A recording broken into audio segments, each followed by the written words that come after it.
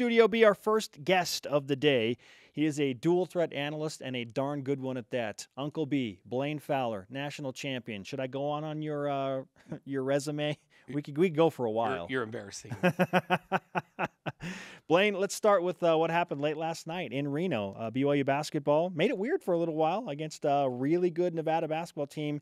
They ran out of answers, couldn't make shots late, and ended up losing by 16. What did you learn about them last night? Well, I learned that they didn't panic early in the game. So when they got down early, they just kind of clawed back. Okay, so maybe a sign of some maturity? Yeah, so which is some good leadership. Down the stretch, I learned that they still don't, this early to play a team that good, they still don't understand who's supposed to do what. I saw some good shot selection where guys were open and good ball movement. Where the guys that were taking the shot, maybe they weren't quite sure that they were supposed to be the guy taking the shot, seemed to rush a little bit, and they missed open shots. And Dave Rose said, man, we missed some open shots. Then I also saw some bad shot selection where guys took shots where they dribbled into them and where one more pass would have left somebody open. And remember, when you have Elijah Bryant on the outside and the game's coming down the wire, everybody knows if they're going to double team Yoli inside and we can't get it in there, we're going to kick it out. So there's the inside out. It's Elijah.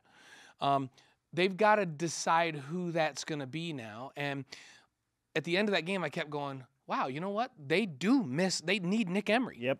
Yeah. And Nick Emery's a guy that's very assertive offensively at the end of a game. He wants the basketball. He's not indecisive about what he's going to do. And I think if he comes and he can become the guy that says, yep, I want it, but if they double it to me, I'll find the open guy, then I think BYU is going to be way better down the stretch than they were last night. So to me, some negative things that were not because they're young, but because they really haven't established their roles yet with this new mix of guys, veteran and youth. Where Nevada, I mean, I did Nevada 4 times last year. That's all the same guys, really. You know, the core players, Jordan Caroline and Cody and Caleb and you know, the Martin brothers know what they're supposed to do at the end of the game. They know who's supposed to get the ball. Yeah, yes. And they're very good at, hey, I'm going to drive with my 6'7" frame, and if I can't get to the rim and make a bucket or get to the free throw line, I know who I'm kicking it to. I'm going to throw it outside, and we're going to knock down threes down the stretch.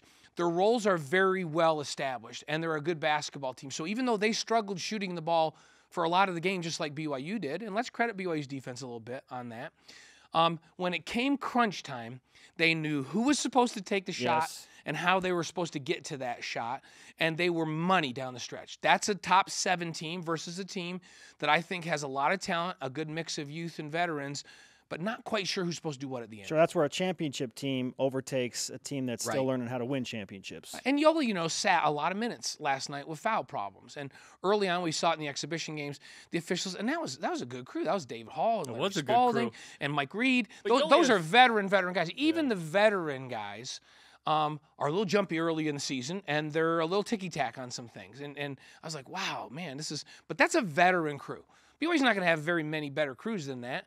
And you have to kind of adjust your game based on how they're calling the game. And I think the refs and the players, as the season progresses, learn what one another are expecting. And in the first game, it's always weird. What's the off-season emphasis for the refs right. and whatever? So there were 47 fouls. Like, oh, I know. But the problem is this really athletic, long. It seems like Nevada just keeps throwing 6-7 guys out there that can play 1 through 4, right? Even some of them 1 through 5. They can defend 1 through 5. So when you run ball screens, they just switch every screen. It doesn't matter. You know, you run a pick and roll or a ball screen to try to get somebody to switch or not switch and turn the corner and get a mismatch. Well, it doesn't matter who switches on their team. There's not a mismatch. Any one of those guys can defend anybody on BYU's team. That's why they're so good. And so they get their hands on a lot of shots. Even with that, BYU's ball rotations at times were good, where they would come off of the help defense, get the ball reversed, and get a wide open look, and they would miss that shot. Where BYU struggled was Nevada's length and all that. They would attack the rim, they'd get to the free throw line, and you already mentioned it in the last segment, Jeremy. When you're plus 20 in free throw attempts and plus 16 in free throw makes, which Nevada was, that's hard. You're going to win the ball game at home, and so that's the difference. BYU, they're young guys. Yoli need to defend with their feet. You know, stay square and not reach and do those kinds of things and be smart out there, because that free throw differential, that's a sign of one team that's really athletic, really aggressive, and knows what they're doing versus a team that tried to play aggressively but isn't quite there yet. All right, Blaine, I feel like I'm ready to give BYU a learner's permit to maybe make their way towards the NCAA tournament. Not ready to give them a driver's license into the field of 68 yet. Where do you stand on your expectations for this team at the end of this season? I think they should be an NCAA tournament team this year. Right there. You could say, hey, they're a bubble team right now. But I really feel like the injection of Nick Emery into that's going to help them in closing moments in games. They have all the pieces. I really like their young guys. Harding played quite a bit last night.